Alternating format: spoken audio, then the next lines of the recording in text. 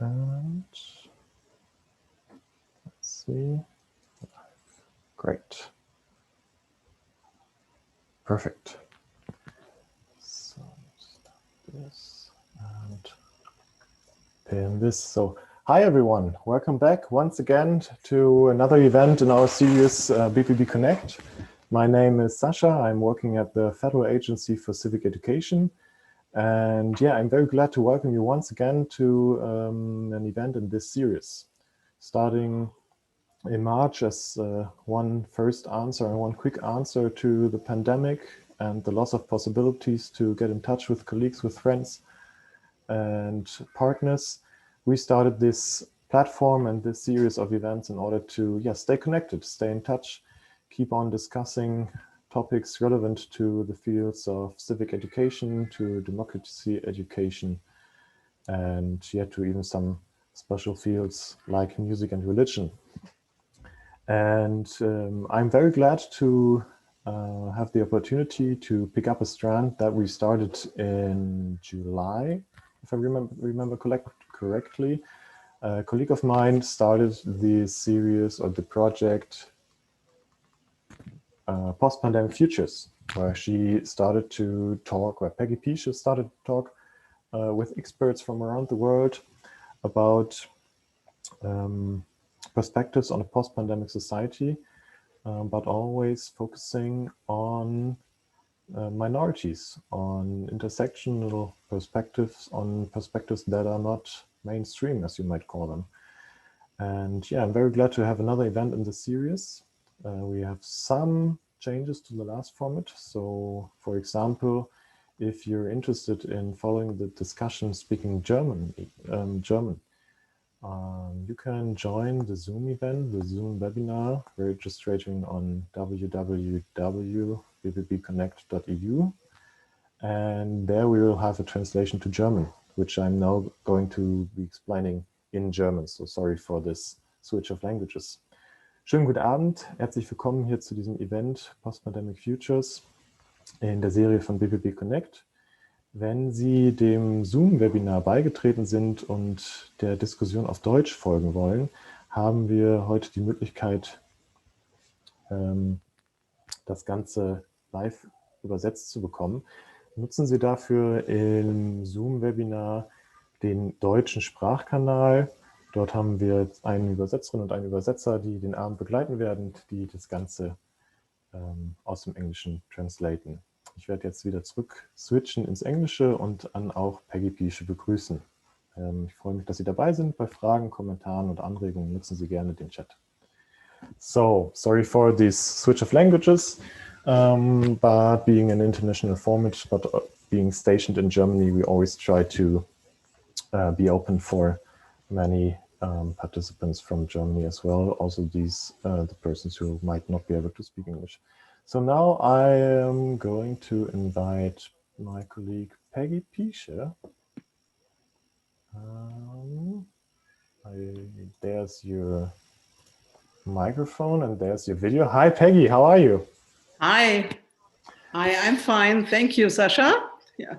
Great, thank you for having you once again here at BPB Connect with your format and your series Post-Pandemic Futures. I still remember this event in July with Ingrid Lafleur telling us about Afrofuturism and the perspectives she brought from South Africa. Deepji Misri, not from India, but from the United States, but focusing on the Indian-controlled region of Kashmir, if I remember right. Yes. And Saraya Gomez, who is working in the field of discrimination and racism in Germany. Right. I unfortunately didn't find my notes, but I'm really glad to go on in this discussion. And I think without further ado, I'm going to hand over to you and invite our speakers to join. Maybe one little organization note still. For questions, please use the chat, either in Zoom or on Facebook and YouTube. We are going to handing the questions over to Peggy and have her or give her the opportunity to ask these questions in the discussion. And yeah, enjoy the evening. Thank you. Thank you, Sasha, and welcome everybody to this evening talk here from the European continental side. But I'm also very, very glad and honored to have one of my colleagues, friends, and comrades here from overseas. Cara Lynch from New York City, where it is, of course, much earlier today. Yeah, so let me first introduce our panelists, and then I will going to say a little bit about how we proceed here and how we go from here. So yeah, Cara Lynch, so I will invite you please to unlock your video and also your, if you like, also unmute yourself. She's a time-based artist living in the Bronx in New York and an academic of video and critical studies who taught at as a professor at Hampshire College in Amherst, Massachusetts.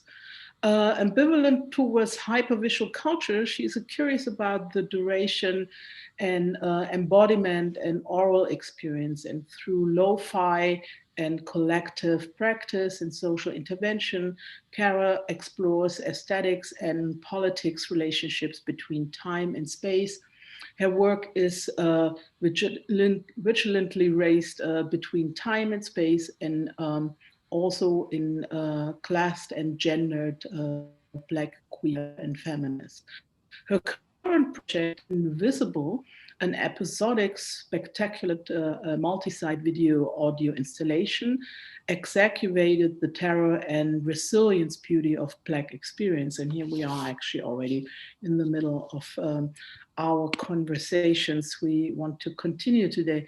Welcome, Cara, and thank you for being here. And our second speaker and panelist for today, I'm also very honored and happy you could join us, is Jennifer Kamau. Welcome, Jennifer. Jennifer is a Berlin-based activist and researcher. She's one of the initiators of the International Women's Space, which is a network of asylum seekers and former asylum seekers and migrants that foster solidarity and collaboration, produces books, organizes campaigns and conferences on the issue of asylum seekers and migrants. This network emerged from the famous, or also, yeah, well, then how the media picked it up, infamous occupation of the Oranienplatz in Berlin, Kreuzberg, and that was a couple of years ago, as a feminist response to the predominantly male concerns of the insurgent refugees, and especially here again, how the media coverage is focusing on it. Also to you, Jennifer, welcome and thank you for being here. My colleague already lined it a little bit out that this is started in this very challenging year for all of us within this pandemic, where we were thinking about how is life right now and challenges also, especially for BIPOC communities around the world who are also globally connected, but sometimes also we don't know so much about how we are meeting these challenges of the pandemic right now. And by thinking about that and also connecting back to the networks I have over and built up over the last several years, I remembered that there is one very major force which I want to drive this narratives of the challenges met right now, and that is the resilience of collectives who are meeting challenges not just with the beginning of the pandemic.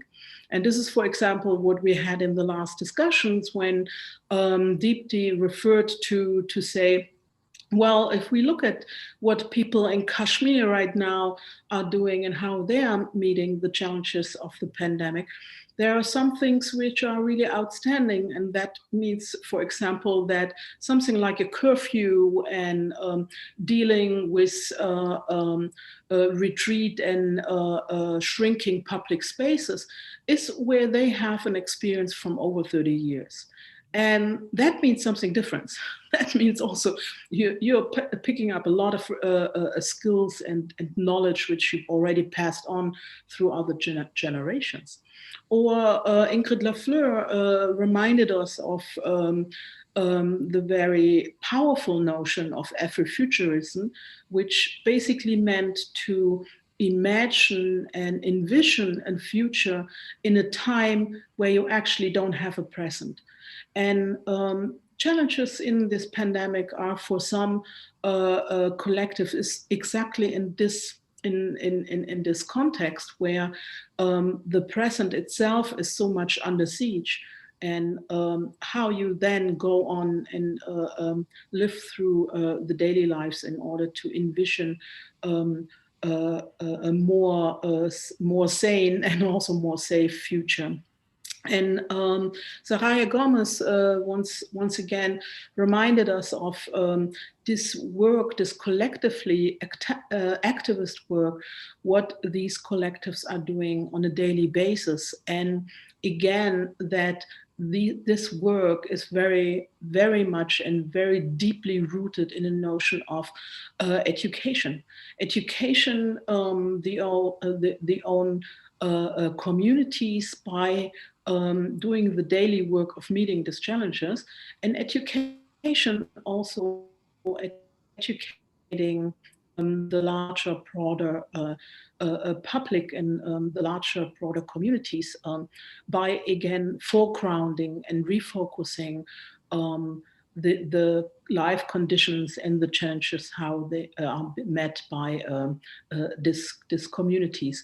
So in this frame, we want to continue this series and talk about post-pandemic futures from the standpoint of a present. And we envisioned this conversation, this late afternoon conversation here casually, and we want to go over maybe 3 rounds. We have about an hour for this conversation. And I would like to start to invite both of you for brief entrance statements where you talk about from your professional, activist, and also personal experience, what would you say are the most empowering processes and actions and developments in these times of pandemic? And for our audience, and want to explain that a little bit. So really to look into not only just what, the challenges and the barriers we have, but where you say this is empowerment. This is something where we say, this is where we have strategies. This is where we have knowledge, and this is where we can pass on some of this passion also. So yeah, please, who wants to start? We are a small group here in the conversation.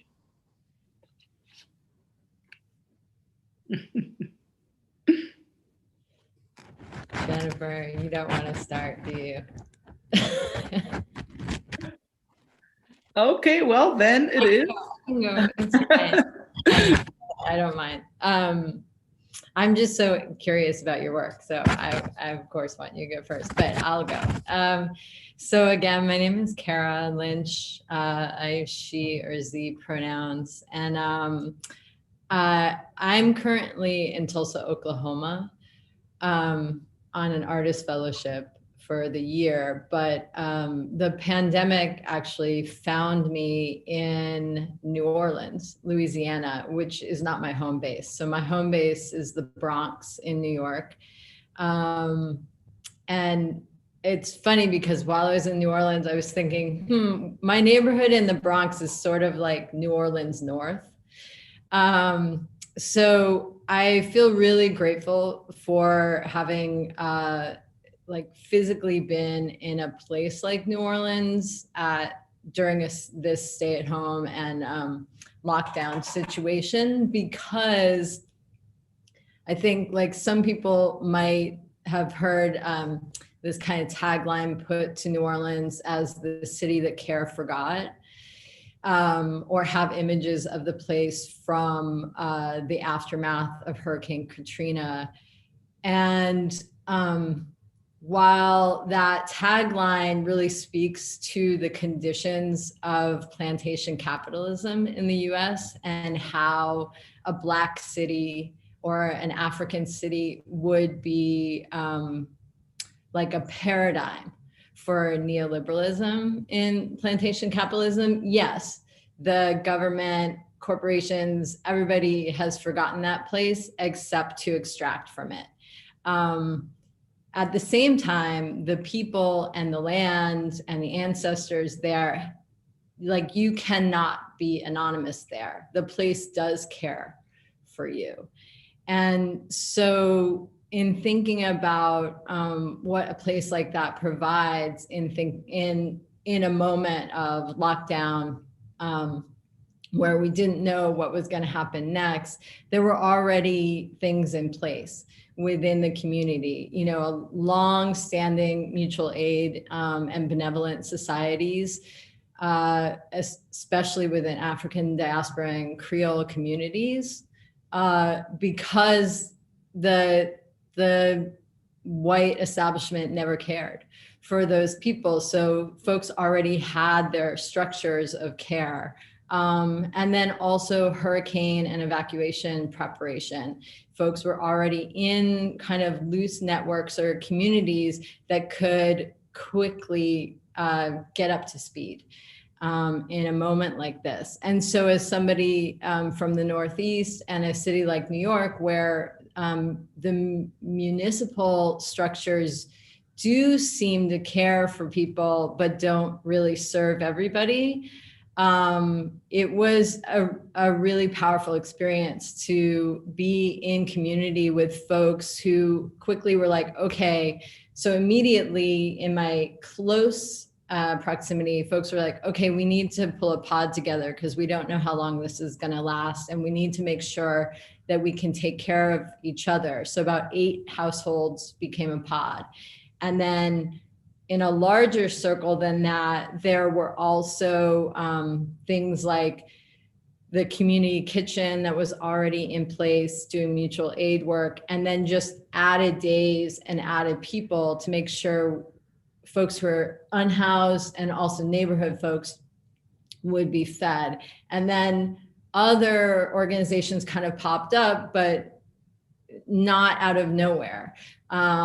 So Southern Solidarity began giving out food as well as PPE and other material resources that people needed. Churches also just sort of bolstered what they already do. And I suspect that all of the mutual aid and benevolent societies were also fundamental structures for people. And then while I was there, another group kind of quickly emerged, which is the Free Fridges movement, collective fridges of New Orleans, and they're going really strong. I think there are now like 40 free community fridges in different neighborhoods that both are supplied daily by folks within the network, but also by community members who are hosting those refrigerators.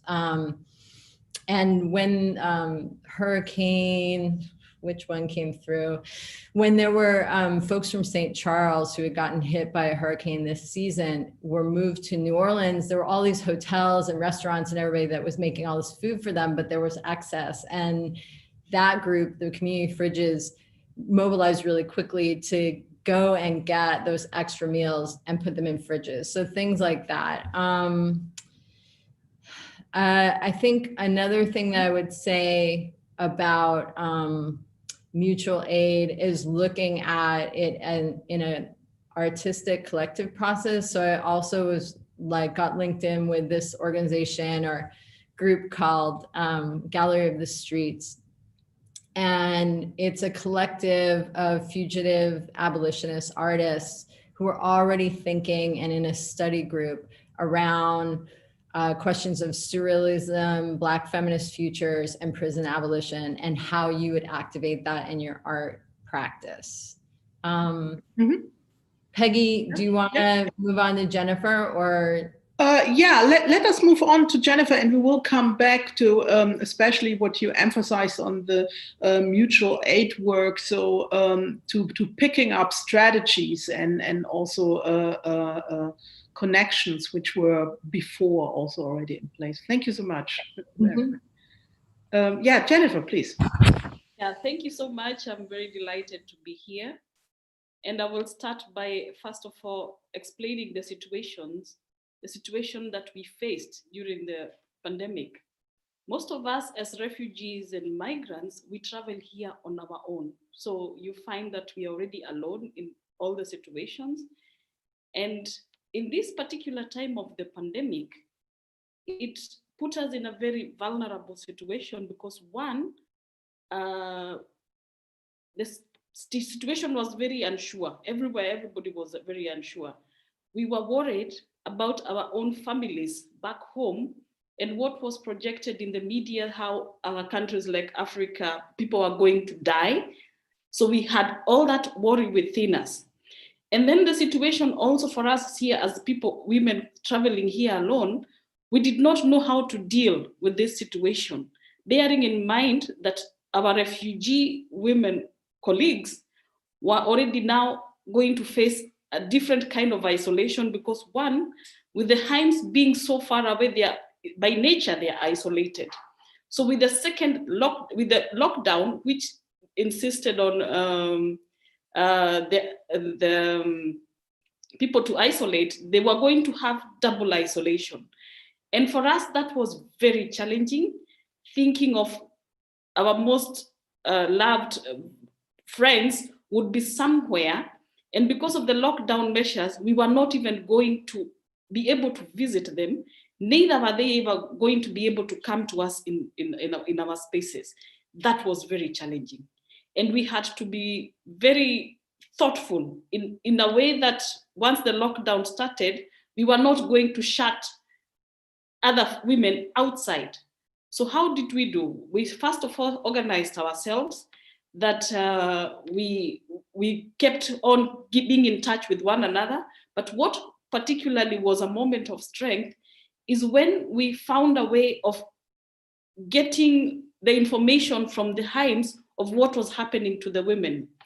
And with that, we organized the audios. The audios from the women in the Heims were sent, even though it was also challenging. They sent the audios from the Heim, and we worked on these audios to distort the voices in order to protect the women, and shared these voices on our website so that everything that happened in the time of the pandemic, we were aware, and we, us who are now at least on the outer circle, were able to make it louder. And from the first sharing of the voices in the beginning of March and April, because the situations were very precarious, the isolation was a challenge because people who are living 5 people in a room was difficult to isolate. The basics like the sanitizers and the masks were not available. And we made these audios very loud, and with groups of certain groups that we work with, like Flüchtlingsrat and Women in Exile, there was a response almost immediately. So now there came the challenge of the women that we also work with, who are undocumented. And they are undocumented because of the situation because of the Dublin regulation. We knew they were in the streets. They were not in the shelters. There was nowhere where they could stay. We knew they were in the streets. So how did we organize? We made sure that we passed our own information within our circles, and we started to organize packages of food in the office, and we ensured that there were people here in the office that would come. The office was opened, that people would come and pick the packages of food for them, because of course, we knew survival was important. And somehow during that time, we could organize sleeping spaces, which was completely difficult. Actually, the reality was the most precarious people who needed protection were made to be, their situations were worsened. But our moment of strength is how we were able to organize within ourselves, within IVS, and within the alliances that we have organized as the Alliance of International Feminists. That was our moment of power. Yeah, thank you so much, Jennifer. So I think we already see a kind of a pattern, and a very important pattern. The question of how you come and actually reach people, and how you make sure that information is passed on. Also, I'm very struck by what you said, Jennifer, to say we are getting the same information over the normal media outlets, and that is basically what tells us about catastrophes, but not so much about the real situation. And so how to make sure, that you get information about your families or people, communities in the global south, and also stay connected in this double isolation time. And as you said, you were working through food, and also to make food. It reminds me actually of what you're describing of New Orleans. So there are also structures of the community kitchen. So it seems to me that what we are looking at is to understand what are the needs of the people right now, and then in order to respond with strategies of resilience, of collective resilience, to apply them to come back and facilitate in this sense. So could you speak maybe a little bit more about how people could be reached, and how the responses was, and also for people? Maybe you want to start, Kara?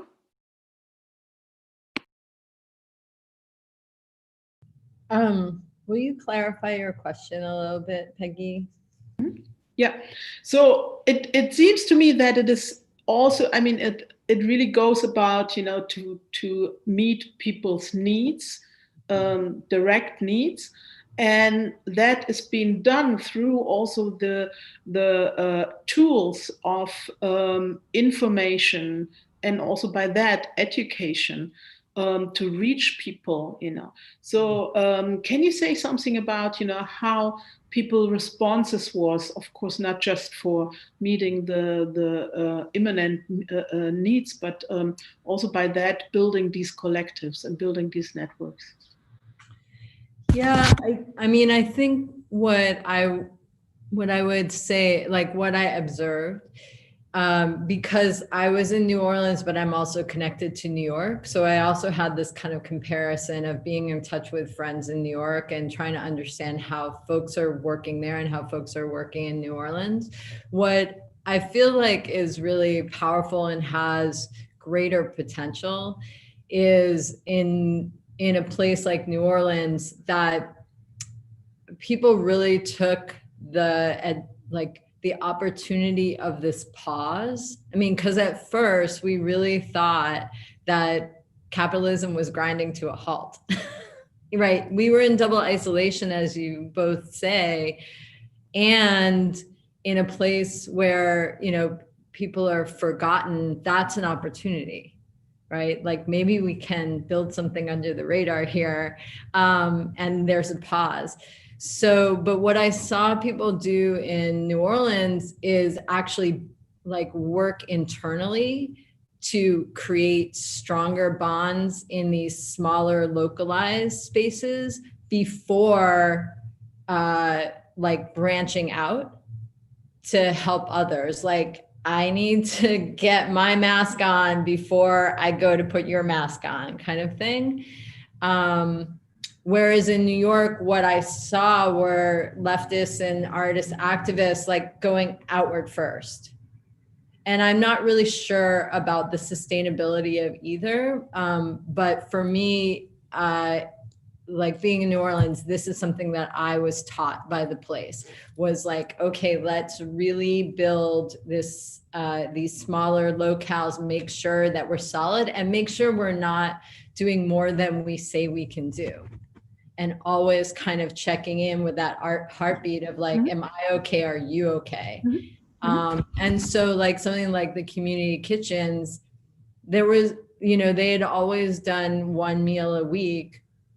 And they were like, well, the community needs more. And we have this structure in place where we have distributors that we get food from every week that's donated. We have people who are already on board to cook, and we have a place to cook, but we have to change that because of the conditions of COVID-19.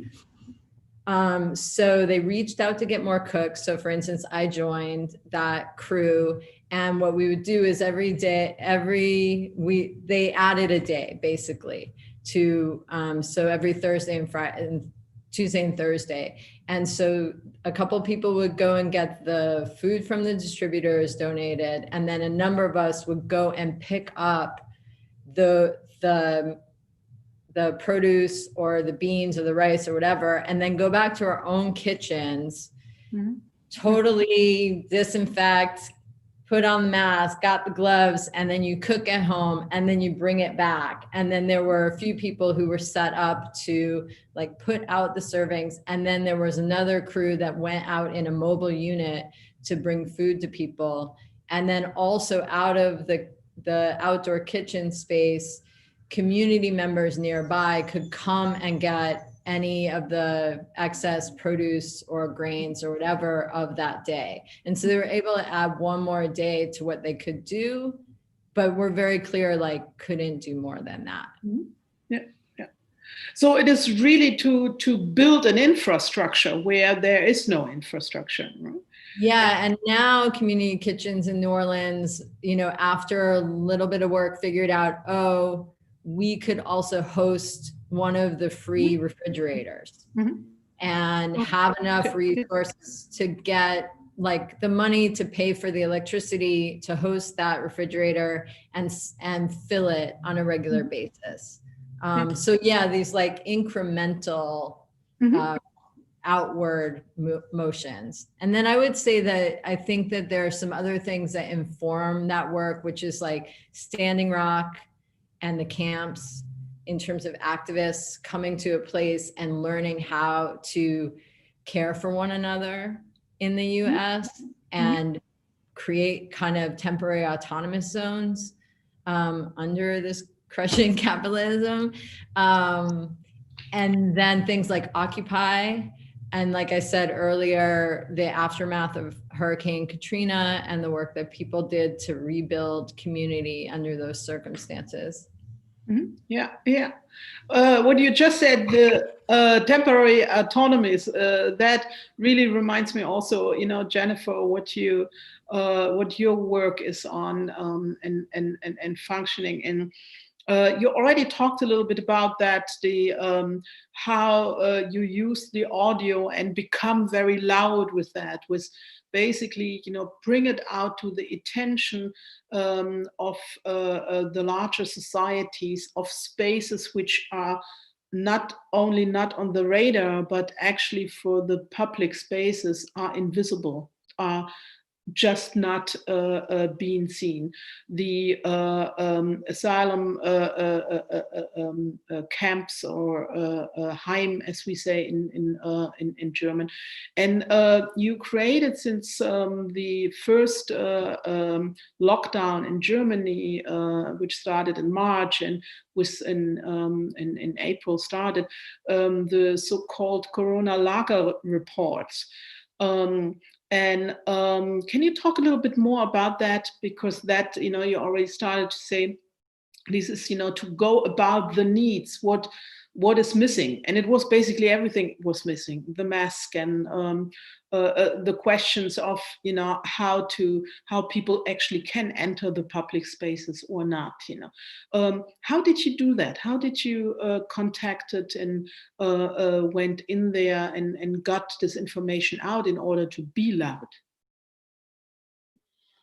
Yeah, we did. We had initiated a group. The break isolation group is one group that we had started. The physical action of going to the lagers to break this isolation. It is comprised of refugee women themselves. So we had already started visiting these lagers in the energy to break their isolation. And we had been able to cover almost 10 camps there around Brandenburg. And when the lockdown started, we had already established contact in these camps. So when the lockdown began, and we got desperate, not knowing how to support our friends who are already isolated, and then there was a lockdown, we had to think very quickly on how to include and hear and know what is happening with our friends. But now there is always the situation that the women in the Heinz are so afraid of whatever they do, they always imagine that it will affect their asylum procedure. And in that time of this very delicate situation, we had to convince them and say, when you send the audios that you sent, we will make sure nobody will know this voice is yours, but we need people to know what is happening. This was the first moment of, that was the first step. And of course, because we have a bigger network of women, the voices came and everybody was working on them throughout, and they were being disseminated as they arrived. But then there was also the other challenge that in these shelters, the internet was so erratic and that we could not reach some women. And being a first world country, talking about internet problems, it was like a joke. And this brought out clearly what situations people are put through. Mm-hmm. It also exposed how the people who need the protection are exploited by the security, because the security in some Heinz was providing internet, but you had to pay. Mm-hmm. Now, what was the most difficult moment for us is when they started to have one case of a sick person with COVID-19 in the Heinz. The most challenging point was that this person who was COVID-19 sick was still the whole building was usually put on lockdown with everybody inside. And this was a situation, if the deaths were to occur in this time, it would have been detrimental. Mm-hmm. So with the first voice messages that we started receiving, and on cases of people being reported with corona and what the situation was happening, we had to really act very quickly. And it's at this point that we really got very loud to condemn how the situation of the people in the Heinz were. And this structure of that we have to build for ourselves is so important, because then we ensure that nobody is left behind. Mm-hmm. Now, then they came the supporters with the information, what can we do, what can we support? Should we bring food to your office or diapers for the children? And then we were very clear, if you want to donate, we have a list of places where you can donate these things. Don't bring these things and dump into our office.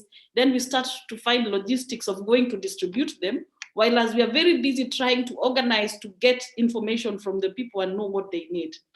Mm-hmm. And then came the real support of groups like Black Lives Matter, which was very, was the kind of support that we needed. So it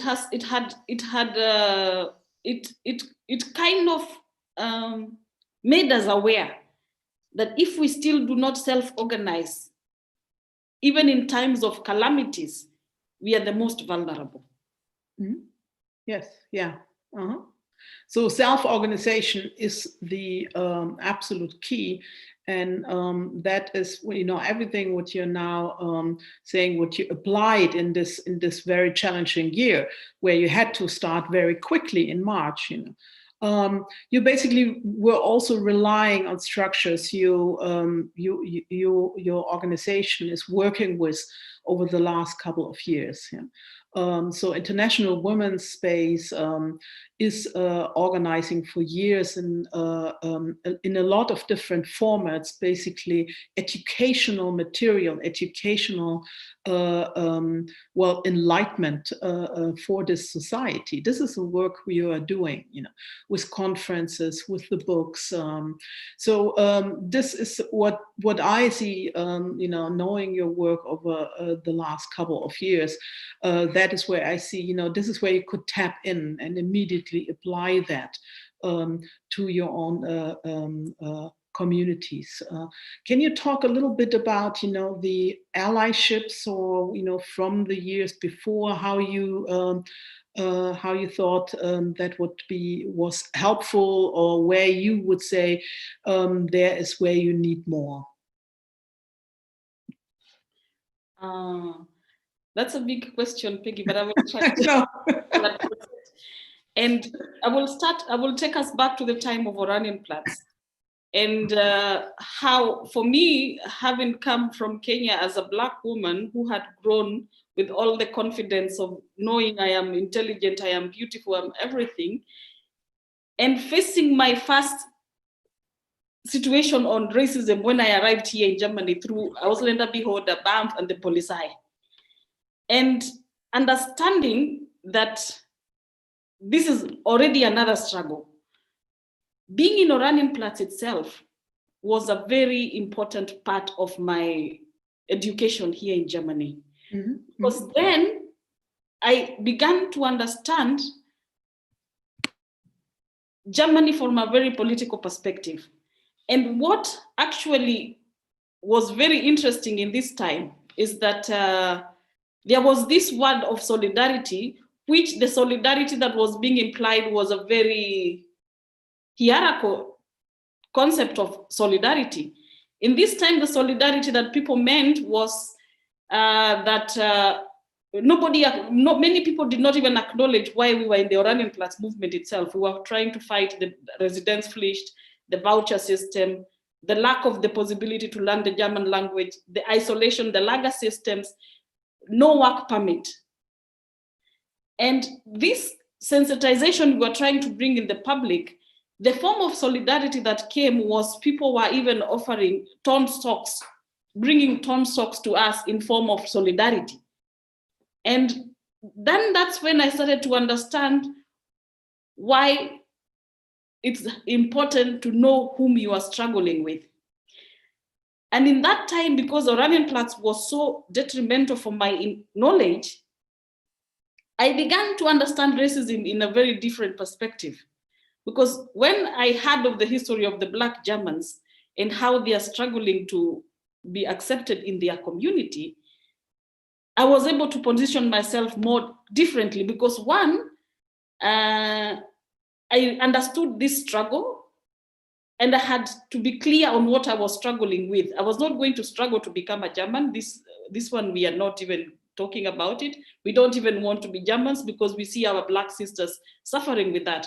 But we were struggling for the rights and the safety of movement for us in these countries, our freedom of movement in this country. And in that, we had to understand who is going to be our ally, not to work in solidarity. And that's when we were able to reach out to groups like ADEFRA, groups like The Voice and the Caravane who had been struggling, groups like Women in Exile. And what was so shocking is that like 25 years, in that time it was like 16 years ago, the group like The Voice and the Caravane were fighting for the same thing, the Residenzpflicht. And in that moment, we understood, because there was no literature you could find to understand how these groups struggled. That's when we made the decision that we will have our own literature, our own archive here, our own resource, like a whole resource center for anybody coming into this country to understand some people have been struggling, and this is what we are documenting. So for us, documenting is so important. Yeah, absolutely. And you already put out 3 publications on this collective movement of struggle. Yeah. Yes.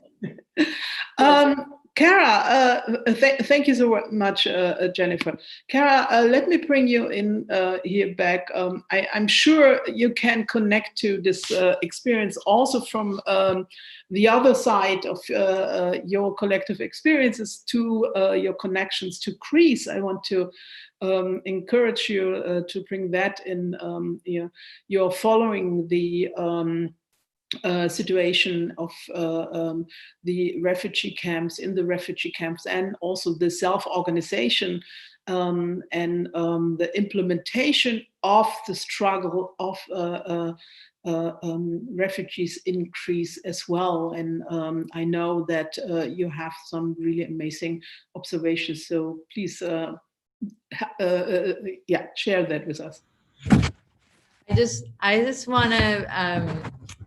It's what Jennifer just said is so amazing, and I love also the poster behind you. It sort of affirms exactly all the things you said, and it's really powerful that you've all articulated it as like freedom to move, of movement within Germany and Europe, and I think that that's also something that African diasporic people in the US, I think that's a really powerful articulation for us also to like work through. Because as you were speaking, I mean, there are some ways that you can think about communities throughout the US, but let's say specifically in New Orleans, that might as well be a refugee camp in some ways. In terms of the disinvestment, and then how folks have to do for self, and that's like historical because of restrictions on movement, right? Like that slavery then just became a prison system, became a restriction of where people could be or not be in the country. So I really appreciate hearing your articulation, and then know that there are ways that we are in resistance together, you know. As far as, I mean, I guess I'll speak specifically about Lesbos because that's most of what I know.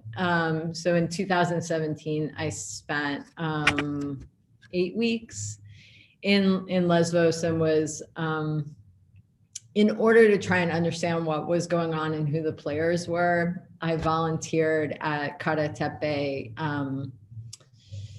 refugee camp, which is seen as a model camp. And I was in an arts organization that was founded by local folks in Lesbos. And I think the thing where I see Lesbos as being very different than Berlin or Germany, and more similar to a space like New Orleans in this case, is that because there's a part of the character of the place that one lived through occupation, German occupation, also lived through a redistribution of populations, as they call it, which is that there were Muslim and Christian refugees on both sides in the early 20s. And there are families in Lesbos who understand themselves to be refugees, having lived in what's now Turkey, and if their families survived, made it to Lesbos. And then from the 80s, all of these, the routes that people are taking now were set by folks from Eastern Europe who were refugees in the 80s to a place like Lesbos. So these roots are not new.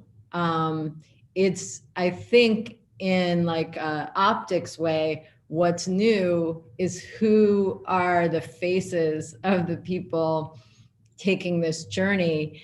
And what I find is really exciting and interesting as somebody who's of African descent and also Greek descent from Lesbos is that Lesbos in many ways is becoming an African place, or there is an African diaspora that is there now, because there were so many, alongside of Syrians and Afghanis and Pakistanis who have been taking the route in great numbers since 2015. There are also plenty of people coming, mostly from the DRC,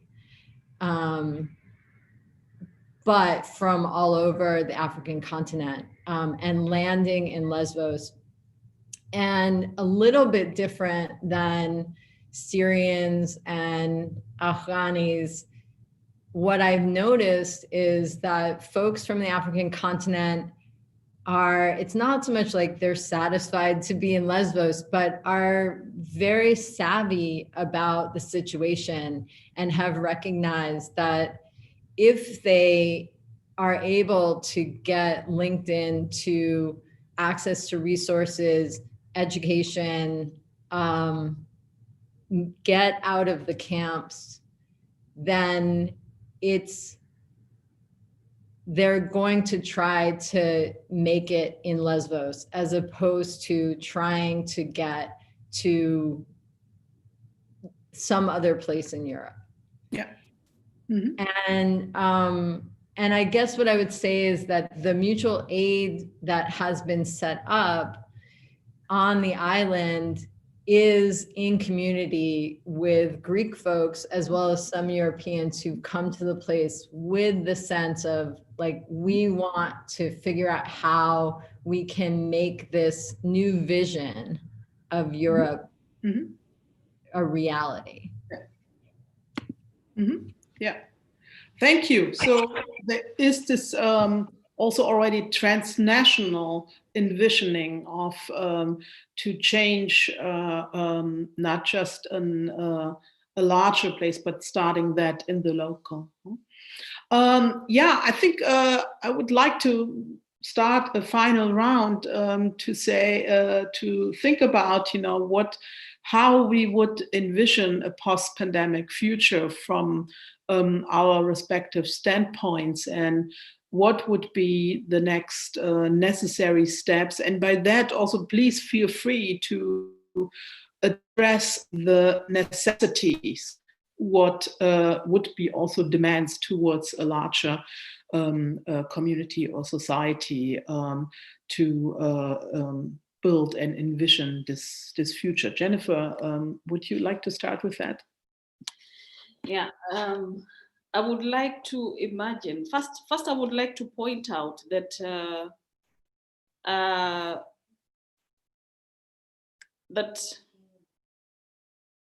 with the work that we are doing, there is this notion that when people see refugees, then they have to take a victim position. And this is what we are fighting tooth and nail. And I can give an example by myself, that I was in the refugee camp also myself. And I know the capacities that are locked there, because people want to be put in that victim position. And people depression is real there. If facilitation was made to ensure that the people who are in the camp arriving have the right information, that during the asylum procedure, they know exactly what they need and whom they need to be in contact with. There are so many things that would change. And the bigger picture for us that we have is to fight the victim position. That's why we have our own resource center.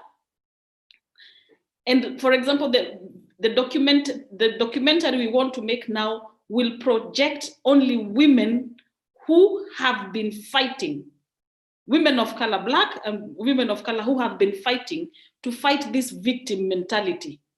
Because without people, taking this away, because this is what exactly the media, this is how the media exactly projects us.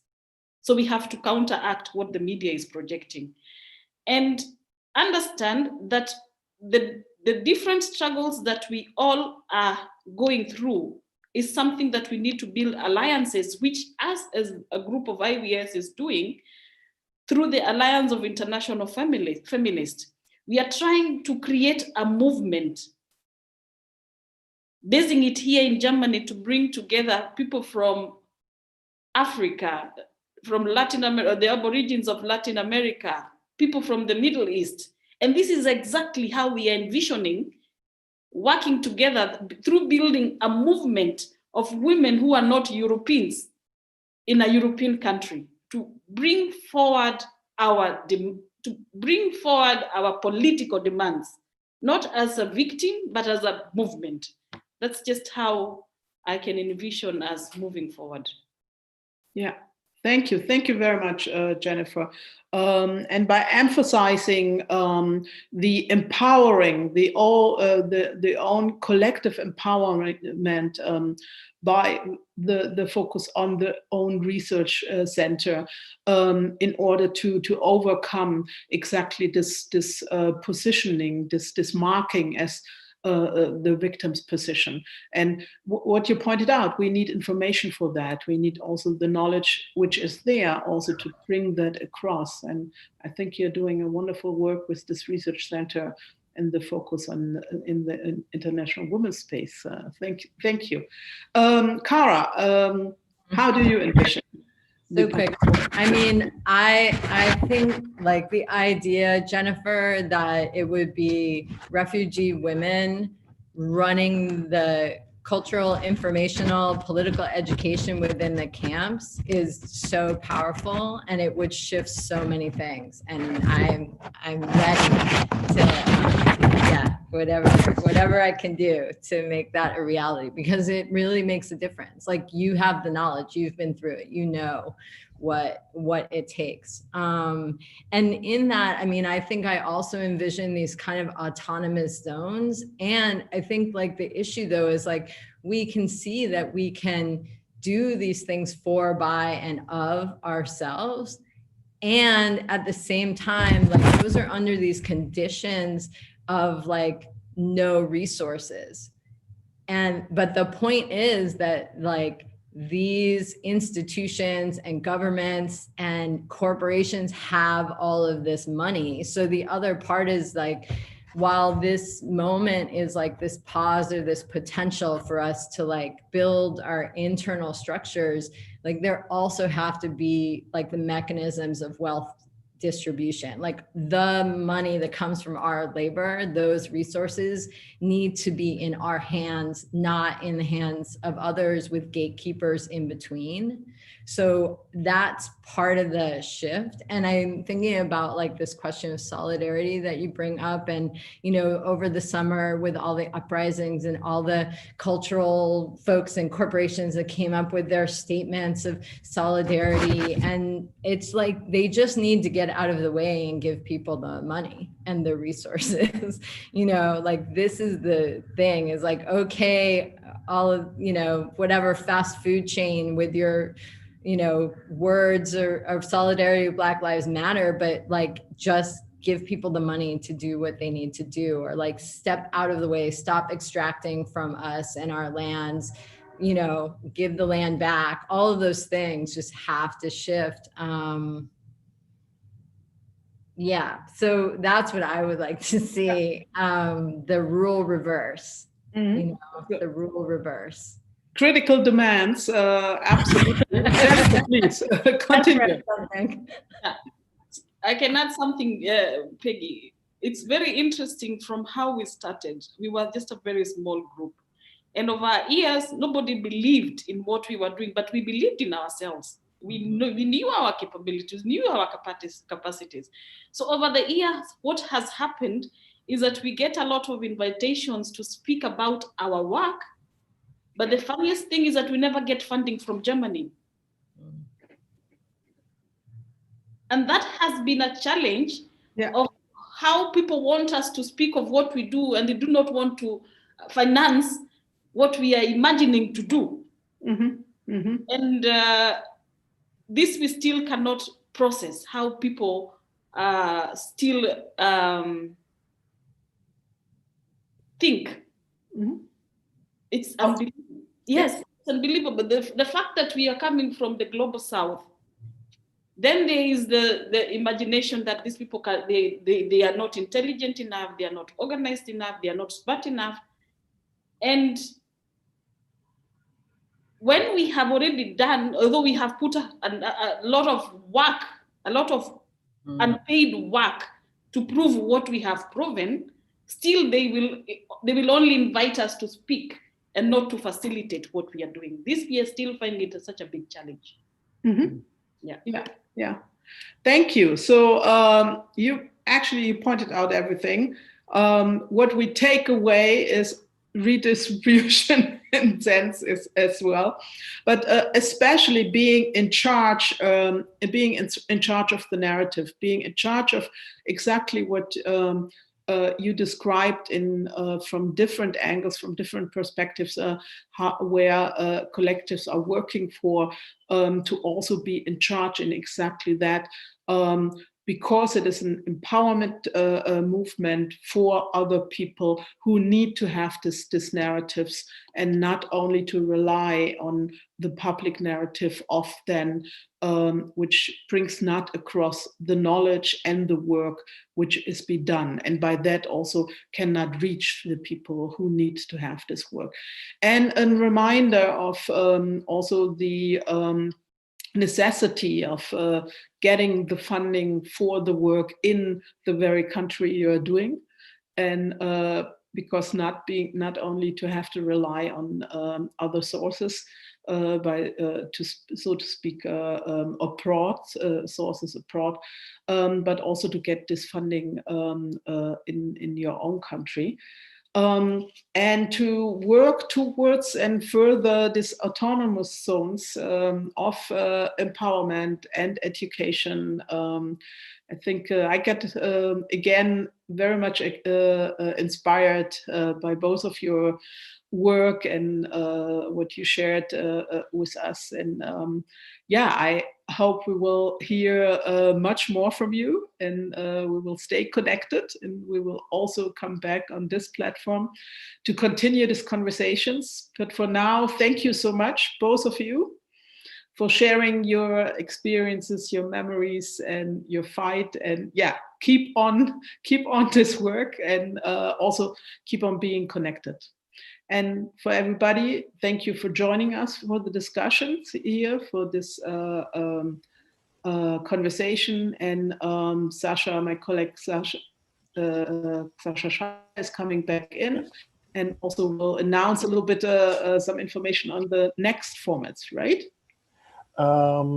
Well, not quite, because this is kind of the last session on our platform, or in this project for this year. We're going to take a little break, and but we will come back next year with a continuation of these projects, because we still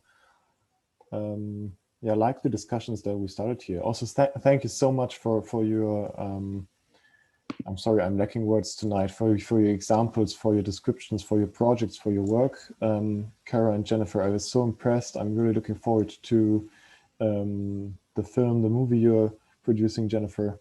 And I was also reminded on how big of a role meals and eating play in all kinds of, and for all kind of way, of connections. I always liked all the